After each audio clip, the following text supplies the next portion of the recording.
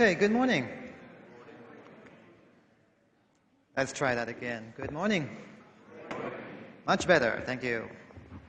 Okay, so today we're going to start a new chapter, chapter 14. Much of what you're seeing today is still going to be very familiar to you. Okay, today we're going to be looking at functions of several, mainly two, variables.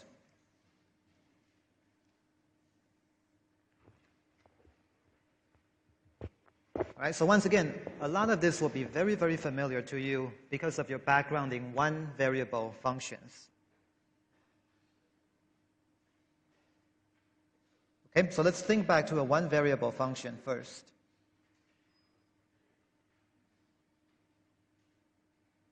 For example, y is equal to f of x equal to square root of 9 minus x squared.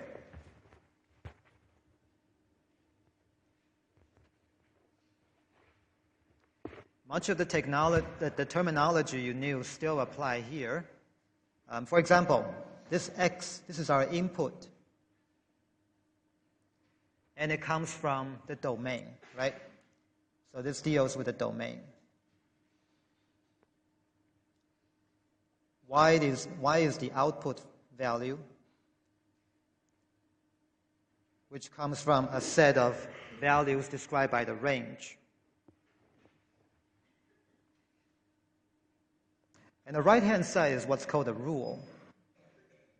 It describes what the function does to the input value, in this case, x. All right, so what's the domain of this function?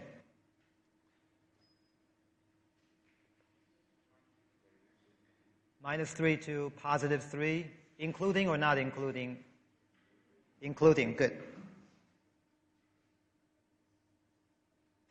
Right? Remember, we can't allow anything under an even root to be negative, but we can have a square root, a fourth root, or eighth root of a 0.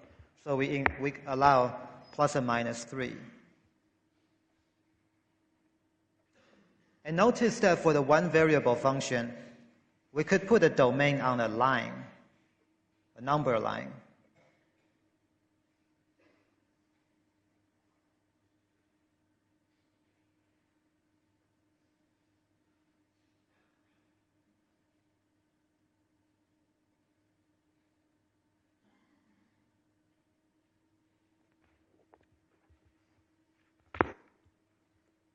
All right, so that's pretty easy. We know that already. All of this stuff still apply to 2 or 3 or 4 or more variable functions. For example, let's look at this two variable one.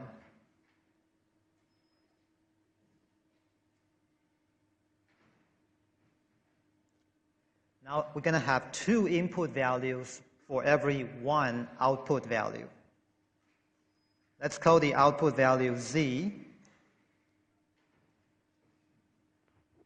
And the function now depends on two things, x and y.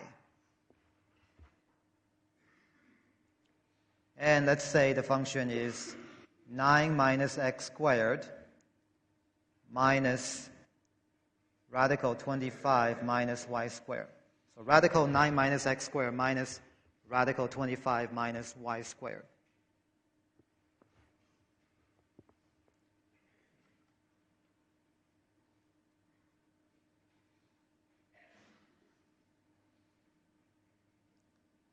For a two-variable function, obviously there are two input variables. A one variable has 1, a 3 would have 3, an n variable would have n, right? But we still have only one output.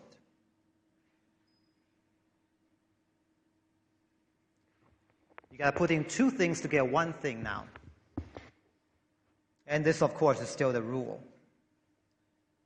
So you see that the language is still the same. Input, output, domain, range, the rule, and all that.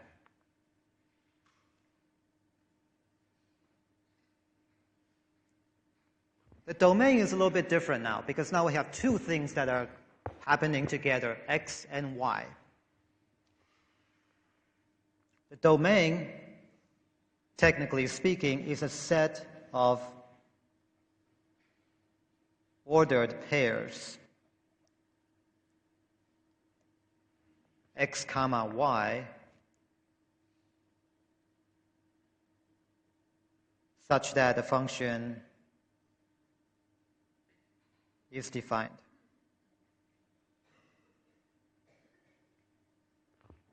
For one variable is the set of real numbers, x and just depending on x, such that the function is defined. For two variable, now we have two things going on, x and y, and we still want the function to be defined. And how you find it is exactly the same as a one variable function. You look at what's going to happen, for example, with the square root here. Here we require 9 minus x squared to be strictly positive and no less than 0, and simultaneously 25 minus y squared to be greater than or equal to 0.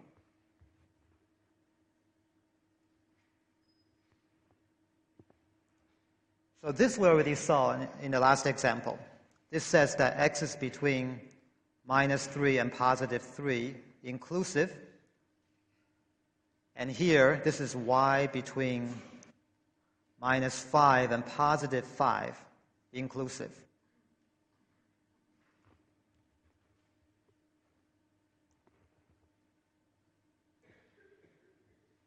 And now notice that the domain actually has two things now, as we saw earlier.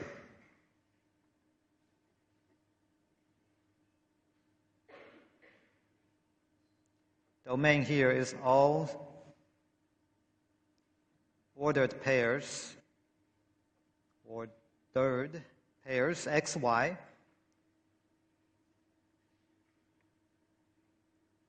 such that x is somewhere between 3 and negative 3 inclusive, and y is somewhere between 5 and minus 5 inclusive.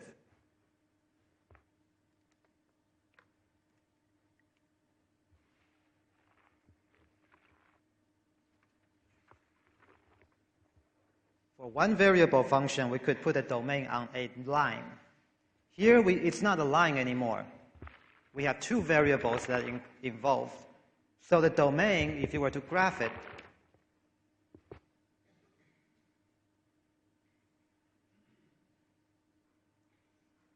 will turn into a region, right? So x is between 3 and negative 3. Y is between 5 and minus 5. We can take all the points between these two boundaries. So the domain in this example here is defined by this box, rectangular region. So everything inside here is allowed. The function will take all the values inside that box, including the edge of the box. So one major difference here you notice right away is that the domain is now a region. No longer just a line or portion of a line, but now it's a region, or maybe a few regions that are disjoint or maybe overlapping, but a bunch of regions. Make sense? So what do you think a three-variable function will have when it comes to a domain? Yeah, it will be a volume of some sort, right? A three-dimensional. What about a four-dimensional one? A four-dimensional volume of some sort. We can't, of course, visualize that, but mathematically we could deal with that.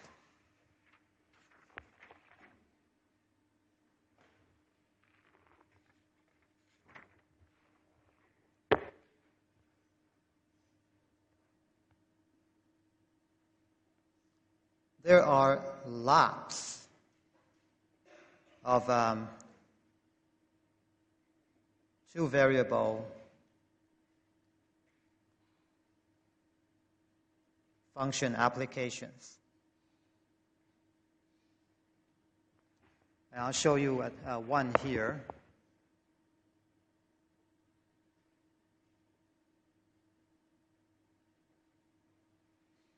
The heat index. So this is when you look at the weather report, it says the air temperature is 85, but it feels like 90. Right? You've seen that, right? That's the heat index. This is the feels like temperature. In the winter, we have a corresponding thing called the wind chill. It's really 32, but with the wind, it feels like 22, that kind of thing. So with this one here, many of you know this, the heat index, it's called I, is a function of two things. The true temperature of the air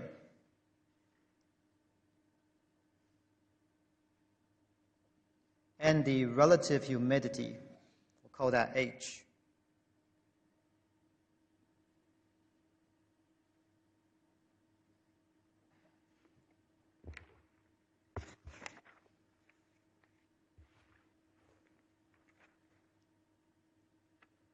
Okay, so here is a portion of what the heat index looks like. The apparent temperature as a function of temperature and humidity. The rows here are temperature. So the first row corresponds to air temperature being 80 degrees, and the columns are relative humidity from 20 to 70%. Okay, let me put this over here on the other projector.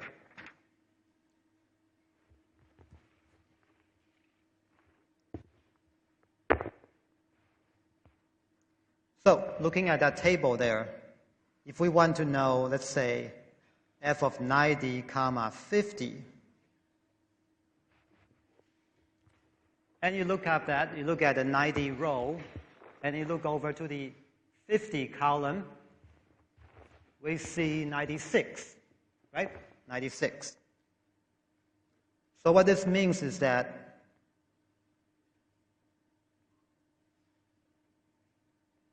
with a relative humidity of 50%,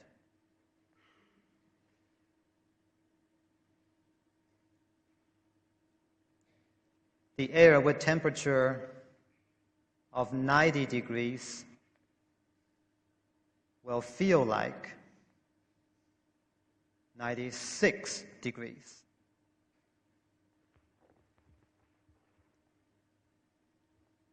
Right? Make sense?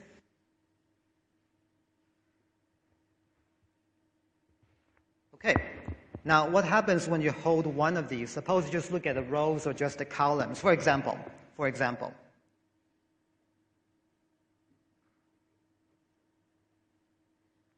what does, let's say, f of 85, comma, h tell us?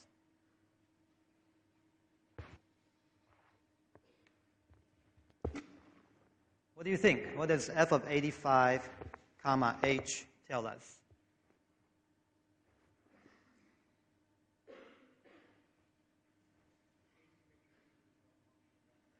Good. Okay, so if I throw in a humidity in here, well, what does this function? It's a one variable function. That's good. But a variable function that tells me what? What's changing here? Humidity, and output is the heat index. Right. So this is saying that, he put it perfectly, this is a one variable function.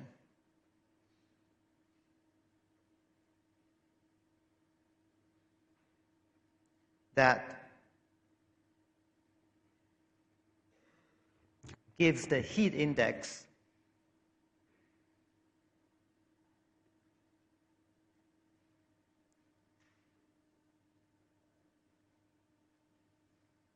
as a function of humidity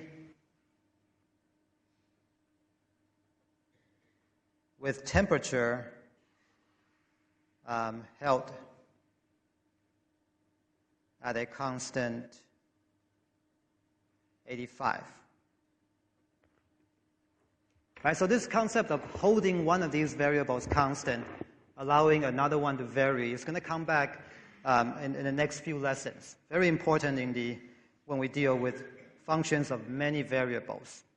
Very often when I hold one thing constant, allow something else to change.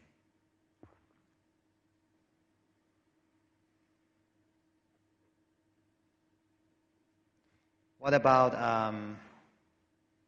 f of t and 70? Same idea, right? You hold this time the humidity at 70%. And as the temperature changes, what it feels like.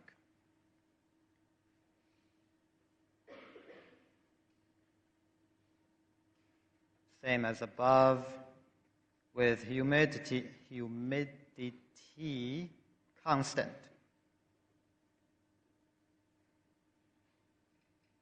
At 70%.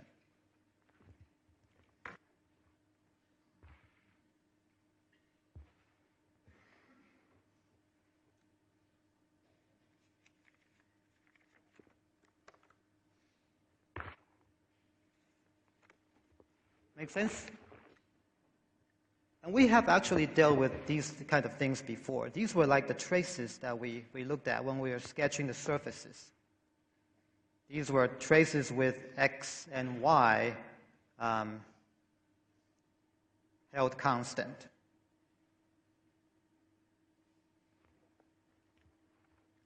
The first one is when we hold t, could be our x, hold tx constant and look at how z changes with y. So that's a trace from the zy plane perspective. And here this would be the zx plane perspective.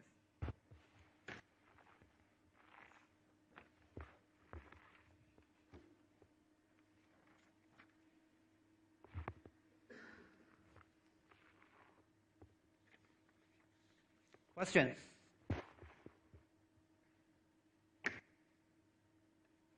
Here's another example. We won't talk about this in depth, but just another example to look at.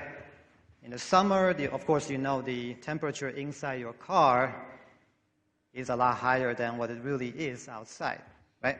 So here's a two-variable function describing the amount of time you park this in the sun versus and the outside temperature versus the interior temperature. So for example, if you park your car outside for 30 minutes, after 30 minutes, with the outside temperature of 70, it'll feel like 104 in the car.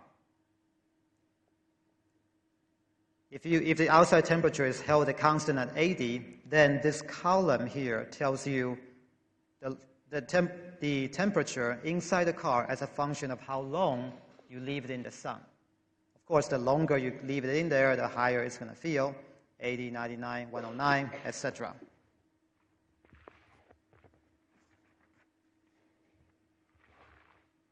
Okay?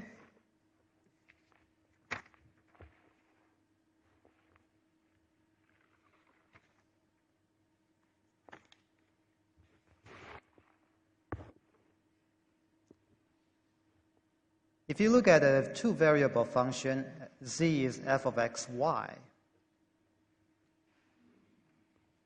Holding x and y constant, we get these one-variable functions that are equivalent to the traces we looked at. Same thing with holding z constant.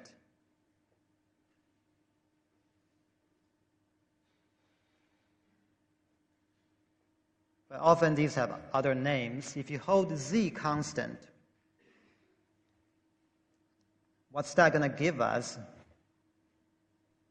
Are these things called contour maps or level curves?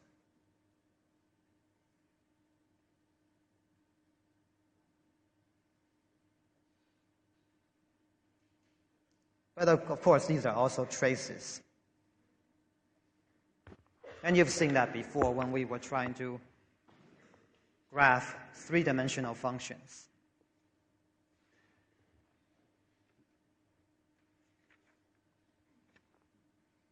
And we have seen these before. I'm sure all of us have seen these before. For example, here's a weather map. All of these white lines, you may not be able to read the numbers, but that's okay. All these white lines here denote constant pressure. So this region right here has a constant pressure. Every region that's underneath this white line here have constant pressure of 1,012 millibars. Millibar is one way to measure pressure. So here, these guys have 1016, 1042, and so on. Right? You've seen these before, right? Or something very similar.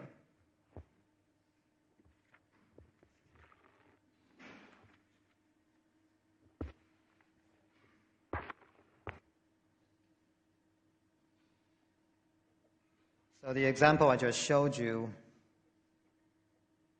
these are called isobars for weather.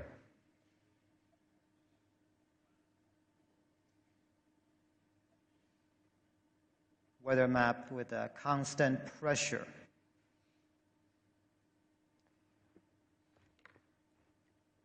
In scientific context, when you see iso often means equal or same. And bar in this context is pressure. So isobars give you maps of equal pressure.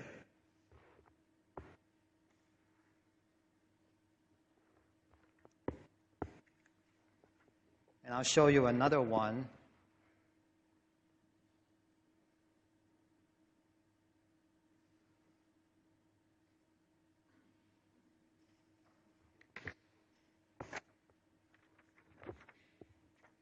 This one shows the temperature of the seawater taken at a specific time. And here, these are also color-coded, so you can actually spot the temperature. So again, these lines, these wavy lines, they denote a line of constant seawater temperature. These are in degrees Celsius, by the way. 25 Fahrenheit is pretty cold. Shouldn't happen at the equator. So these are degrees Celsius. So 25, 20, 15, 10, 5, and so on. And of course, in the Arctic regions, we know where water is very cold.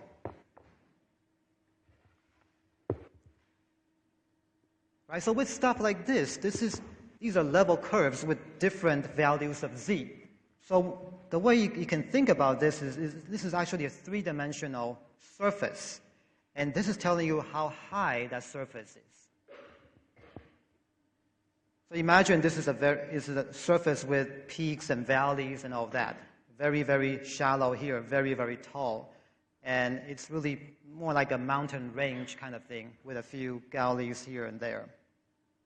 Right? Because these are plotting the values of z that are actually above or below the surface of this projector that we can't really see from this perspective.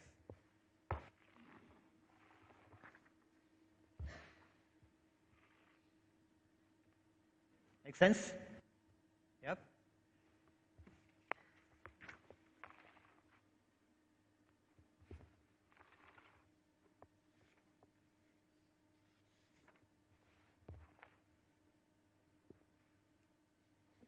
All right, so let's see. If you're given a function, how do we produce these contour maps?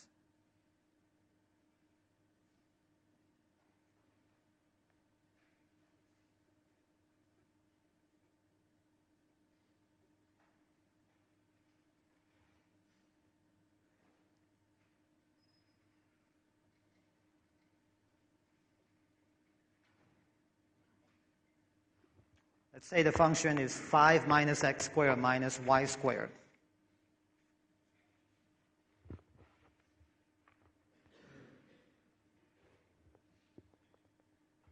And you've done this before.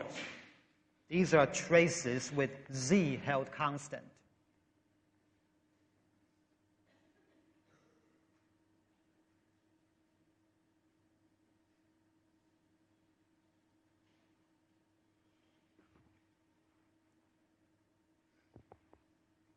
So let z be some value. Let's call that k. And the equation turns into z is equal to 5 minus x squared minus y squared is equal to k. So k is a constant value that we can decide what we want it to be. But once we've decided what k is, k stays the same. Whereas x and y, these are things that we allow them to vary. Let's rearrange this equation a little bit.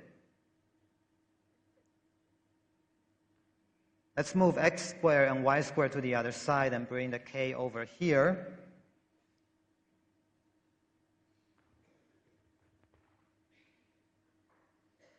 So you see the shapes are, for each value of k you choose, on the x and y plane we see x squared plus y squared is equal to 5 minus k. Shape. What shape is this? Right. Circle, center where? Origin. What's the radius?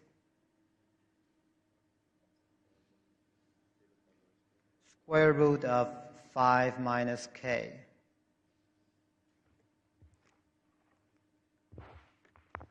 Can k be any value? No. So what's the restriction on k?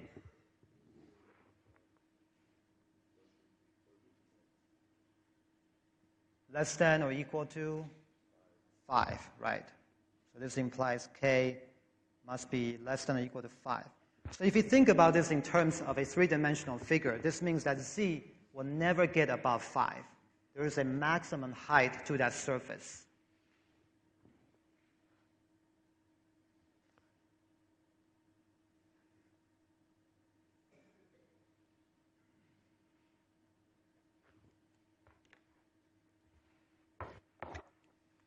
Okay, so let's sketch a few of these. Let's start with k is equal to 5. If k is equal to 5, we have a circle centered at the origin with a radius of 0. So that's right here. There's one dot, right? And there's nothing above k is equal to 5. This is the maximum height. Everything else will fall below that. And the lower I go, the bigger that circle is. And let's let k be 4, for example.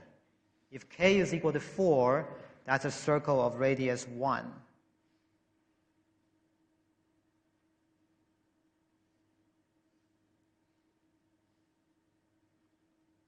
So this is k is equal to 4.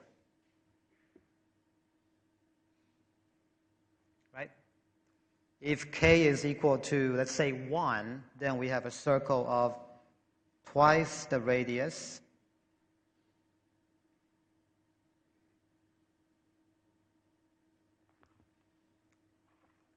And if k is negative, that circle just keeps growing.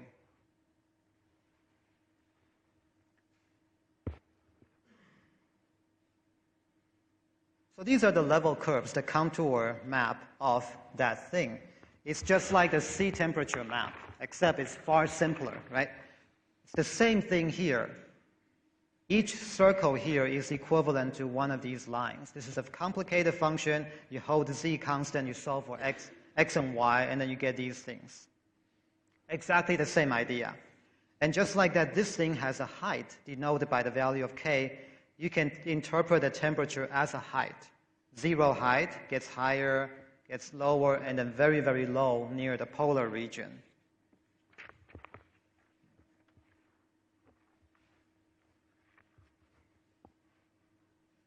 So in 3D, this one is pretty easy to figure out.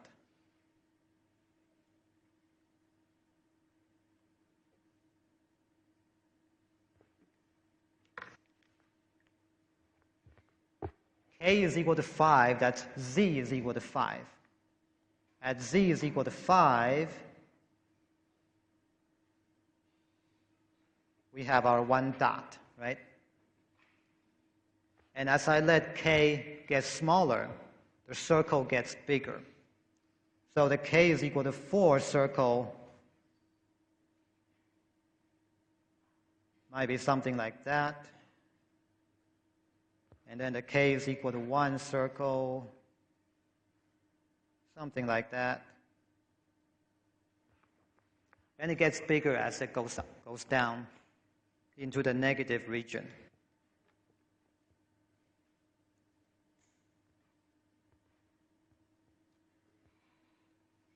In the end, we get this kind of thing.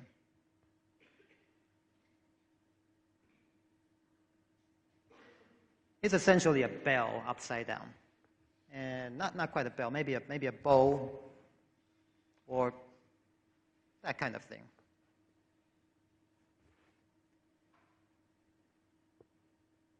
Do you remember what this one is called?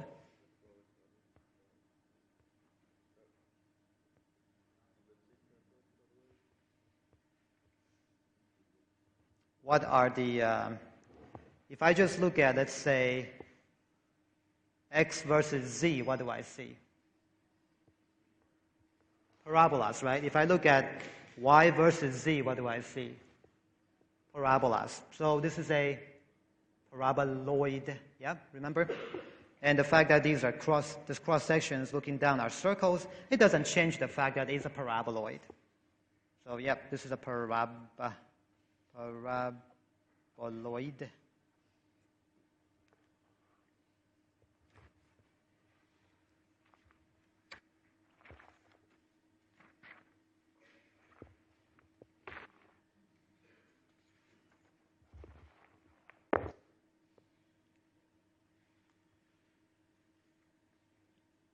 Okay, let's try this one.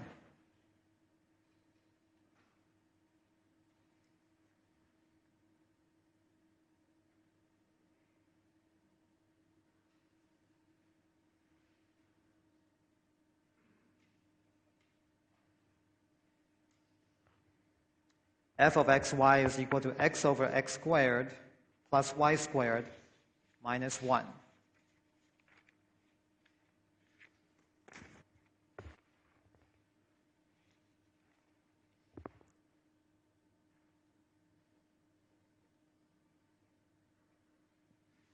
Then we want to draw the contour map.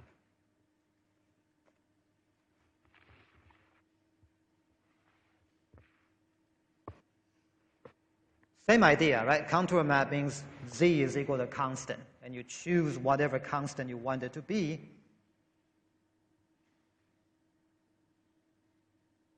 And then you figure out what shape you get.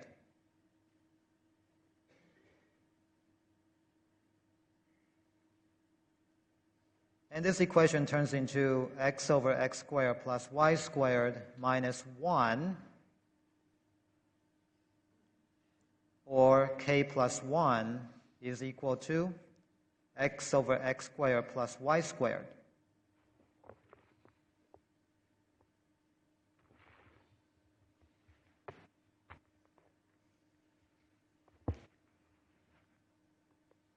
What shape is this? Can you visualize this shape?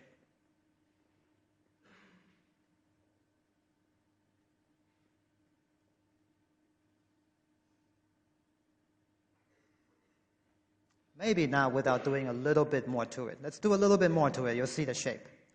Let's assume that k plus 1 is now equal to 0.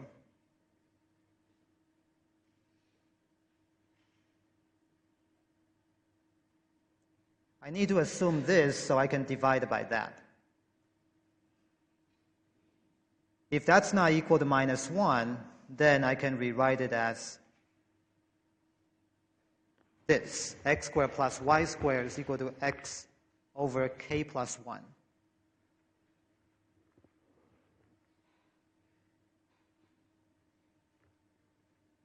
Can you see the shape now?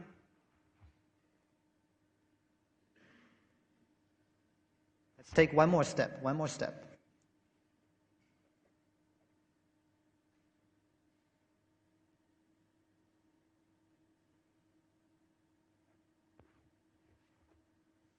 What do you think?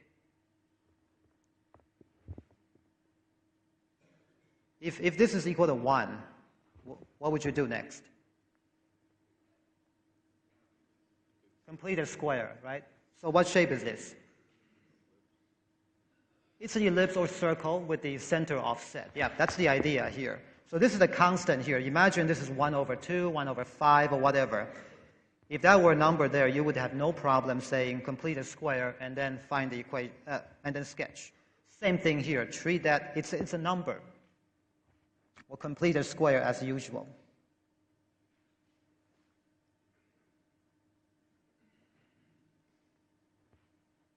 Okay, so x squared minus 1 over k plus 1x plus, remember we take 1/2 of this thing and then square and then add it back.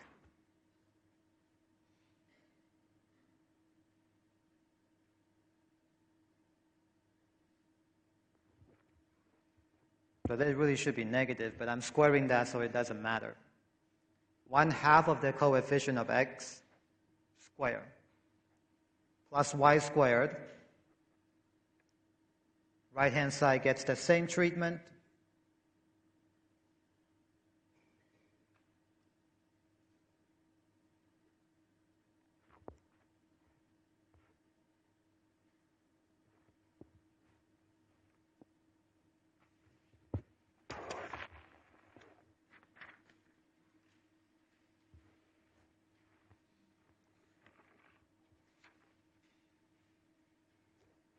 All right, now we can rewrite it.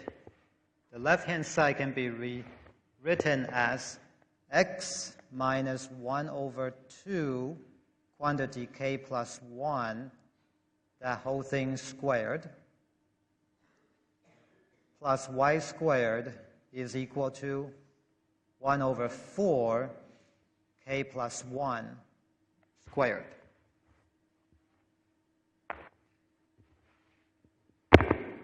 Right? As usual, after completing the square, that x part will become a perfect square. X minus 1 over 2, k plus 1, the whole thing squared.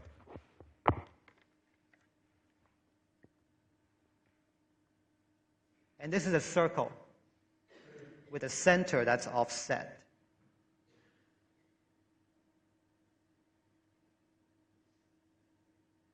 Where's the center?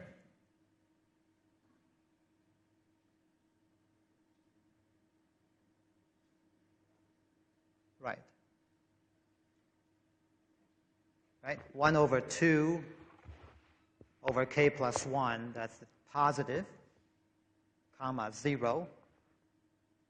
Radius square root of that, which happens to be 1 over 2 k plus 1.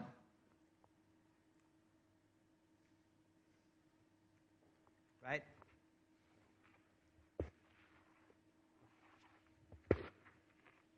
And remember, we got this point because we assume k is not minus 1. That assumption still holds. When we're dealing with the shape here, remember, k cannot be minus 1 for obvious reasons, but also because we assume that to get here in the first place. So even if it's allowed to let k minus 1 here, as far as the function is concerned, the fact that we assumed that earlier still has the requirement carried over here. All right, let's sketch this thing.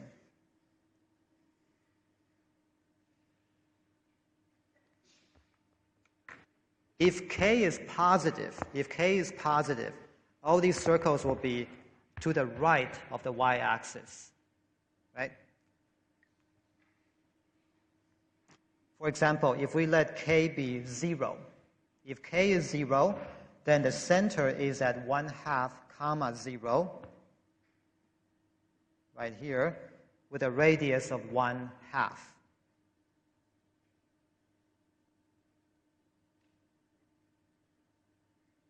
That's k equal to 0.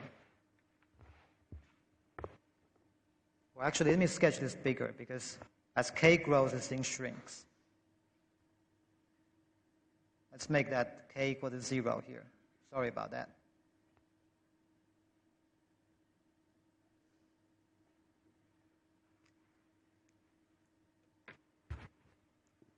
Now, once I start increasing k, the denominator of the center and radius get bigger. So both of those get smaller.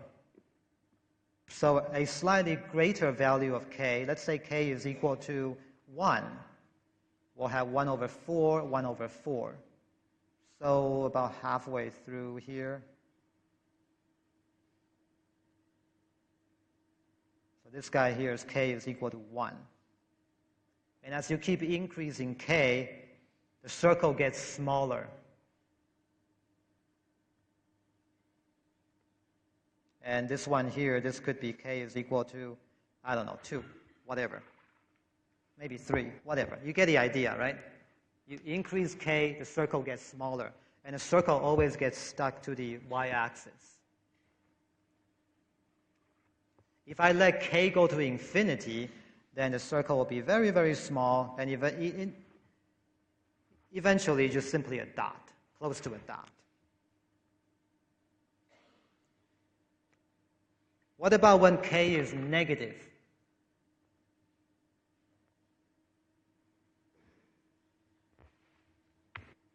What do you think?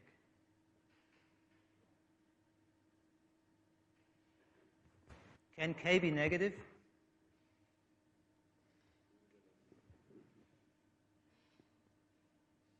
Is there a problem with k being negative?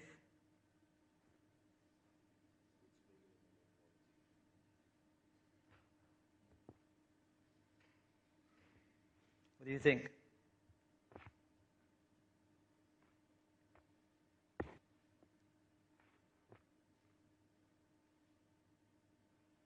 Yeah. That's true. So perhaps the way we're writing radius here is not right? So this thing right here, this is r squared, right? When we take the square root of anything, it's actually plus or minus the absolute value of that. Well, the absolute value of that, right? So this really should be, when I do that, is the absolute value of the square root of that. If you take the square root of, let's say, 4, for example, it's really 2. Yep, absolute value of 2. So it's always positive 2, but same thing here. When you take the square root of of this thing here, so knowing that, what would negative k do as far as these shapes are concerned?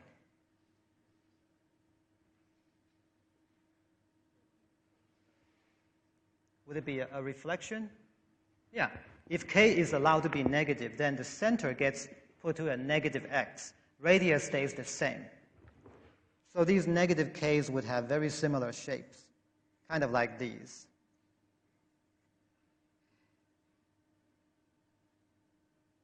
Negative k, positive k.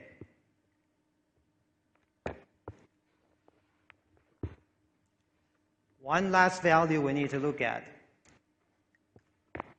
When k is equal to minus 1.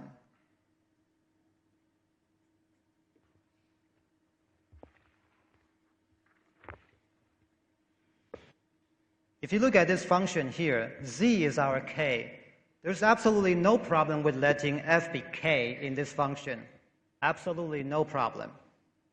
So even though we got circles by doing this thing here, we still need to figure out what kind of shape we would get if z is equal to 0. But we can't depend on this circle equation here to get k equal to minus 1. So what we need to do here is to go back to the original function here.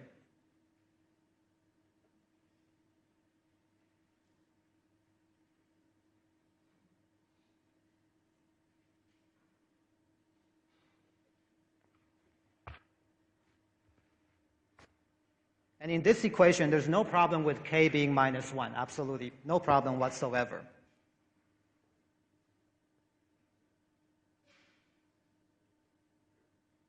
If k is equal to minus 1, then we get x over x squared plus y squared is equal to 0.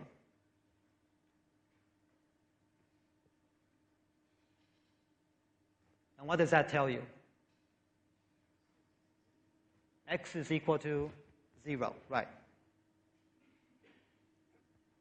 All right, so when k is not -1, we get a bunch of circles left and right, whatever. When k is exactly equal to -1, we get a vertical line with the equation x is equal to 0. So that's this guy right here.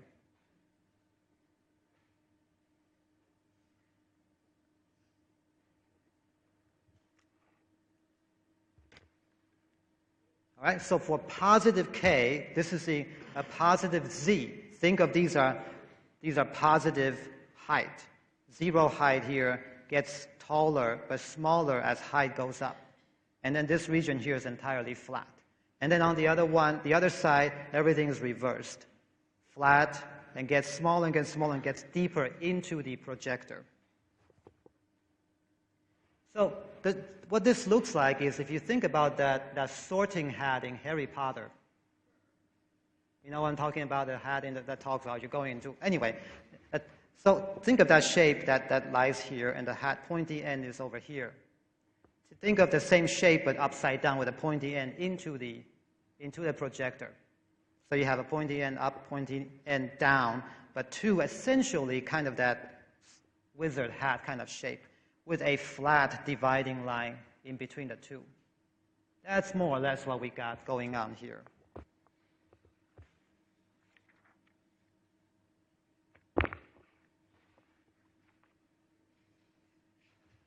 All right, let's do one more thing, and we'll call it a day.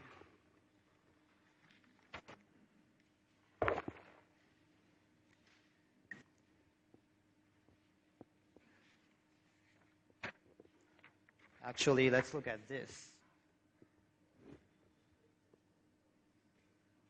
I got 6 graphs here.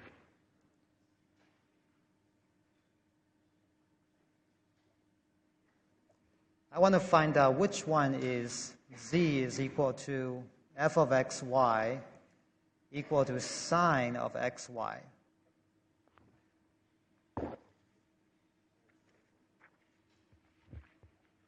Think about this. Don't guess. Think about it.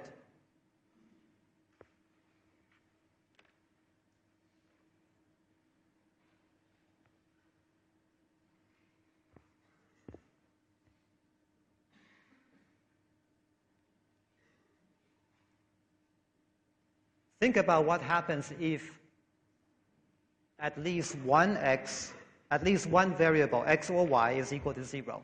That should help you narrow down a few of these. What happens if x is equal to 0? Z is equal to 0. So x equal to 0 means we're on the y-axis. Therefore, we're expecting z to be 0 on the y-axis.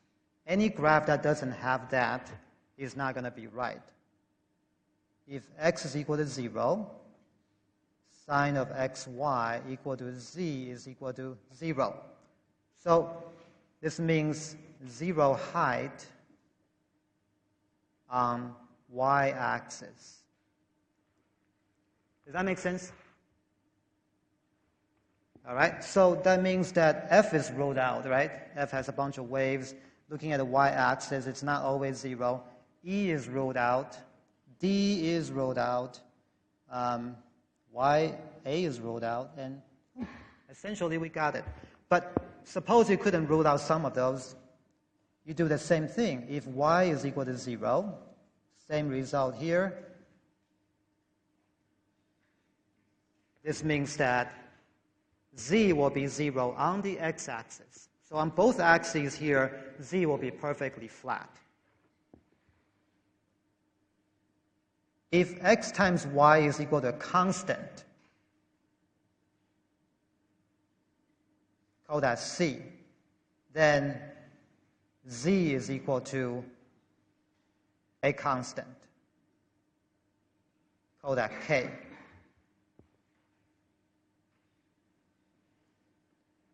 So what that gives you is then C is equal to xy means y is equal to c over x. And these are these hyperbolas. And on each branch of these hyperbolas, z will be constant. And here, C, you can kind of see it's got a bunch of these hyperbolic constant height shapes. Can you see that? Yep. So C has to be the right one at the end of the day. All right, that's it. See you Wednesday.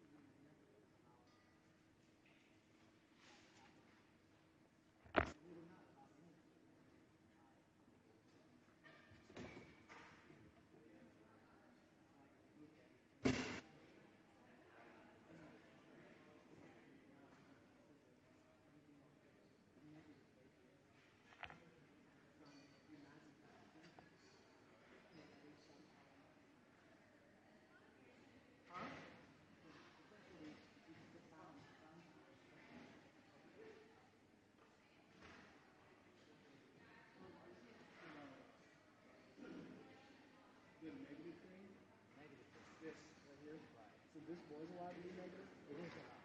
Because when we look back at this, we just plug in and it's fine.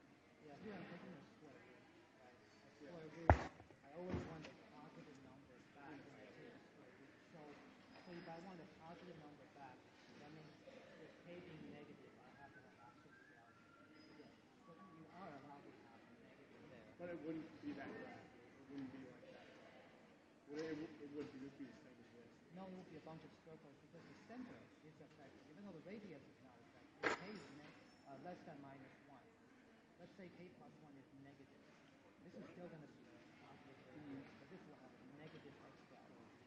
So here, if we allow it to be negative, then it will be over there. So the same thing that corresponds to this, but with a negative k, or k less than minus 1 is the over here. Okay. Oh, sure. Okay, so I emailed you this morning. Oh, yes. I came up to you on the first day. Yeah. I can't remember what we talked about. So what is your... Okay, it's